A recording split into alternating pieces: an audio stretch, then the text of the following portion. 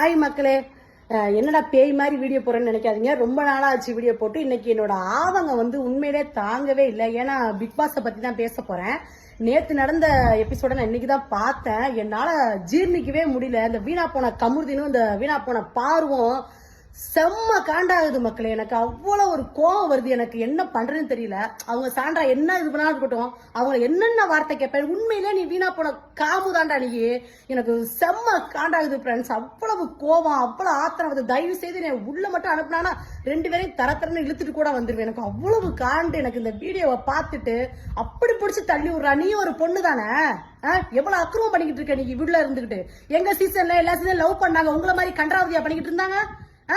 பைத்தியங்க மாதிரி பண்ணிக்கிட்டு இருக்கீங்க. அந்த பொண்ணை பிடிச்சா அப்படி தள்ளி விடுறீங்க. வீட்டுல உள்ளதெல்லாம் பேசுறான் அந்த நாதேரி பையன். நான் இந்த மாதிரி பேசவே மாட்டேன். எனக்கு செம்ம காண்டாகுது. என்ற அறிவுகிட்ட முண்டம் எனக்கு எவ்வளவு கோவம் தெரியுமாடா உன்னைய முண்ட பையனை. பிக் பாஸ் சீசன் 9லேருந்து பார்வதி அண்ட் கம்ருதீன் இவங்க 2 பேருக்கும் ரெட் கார்டு கொடுத்து வெளியே அனுப்பணும். இது மாதிரி மோசமான கண்டஸ்டண்ட்டை பிக் பாஸில் நாங்கள் பார்த்ததே இல்லை அப்படின்னு சொல்லிட்டு பிக் பாஸில் இருந்த முன்னாள் கண்டஸ்டன்ட்ஸ் எல்லாருமே 1 by 1 வீடியோ போட ஆரம்பிச்சிருக்காங்க. எல்லாருமே ஸ்டாண்ட் பை சாண்ட்ரா அப்படின்னு சாண்ட்ராக்கு சப்போர்ட் பண்ணியும் கம்ருதீன் பார்வதியை பயங்கரமாக திட்டிட்டு வராங்க. அந்த வகையில் கொஞ்ச நாளைக்கு முன்னாடி ஜாக்லின், ஷிவின் கணேஷ் உள்ளிட்ட பல பேர் பார்வதி கம்ருதீனை திட்டிட்டு சாண்ட்ராக்கு ஆதரவாகவும் பேசிட்டு வந்தாங்க.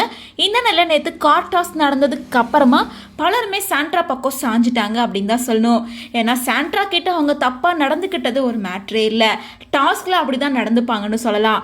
ஆனால் இன்னொரு பக்கம் சாண்ட்ராவை தவறான வார்த்தையில் பேசுறது, அசிங்கமாக பேசுறது அப்படின்னு சொல்லிட்டு கம்ருதீன், பார்வதி 2 பேருமே எல்லையை மீறி போயிருக்காங்க. அதை தப்புன்னு சொல்லி எந்த இடத்துலையும் உணராமல் அப்படியே பிக் பாஸ் வீட்டுக்குள்ளே இருக்காங்க அப்படின்ற காரணத்துக்காக தான் இவங்க 2 பேருக்கும் இப்போ ரெட் கார்டு கொடுத்து வெளியில் அனுப்பியிருக்கிறதா சொல்லப்படுது. ஸோ ரெட் கார்டு கொடுத்து வெளியே வந்ததுக்கு அப்புறமா இனிமேல் எப்படி இவங்க சொசைட்டியை ஃபேஸ் பண்ண போகிறாங்க, என்ன பண்ண போகிறாங்க அப்படின்ற எல்லாத்தையுமே வெயிட் பண்ணி தான் பார்க்கணும்.